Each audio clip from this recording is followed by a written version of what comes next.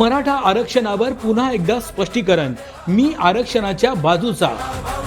सवाल यह है कि मैंने जरांगे पाटिल इनको बहुत स्पष्ट शब्दों में कहा है कि चलो आप बीजेपी के खिलाफ हो, आप हमारे खिलाफ हो, आप कहते हैं कि हमारे कारण नहीं होता है,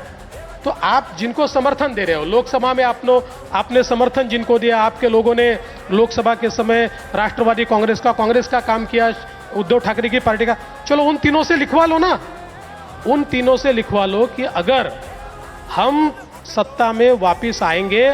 तो मराठा समाज को ओबीसी में आरक्षण देंगे और उनको मदद कर दो। मनोज जरांगे पाटिल ये कहते हैं कि मुझे ओबीसी में आरक्षण चाहिए,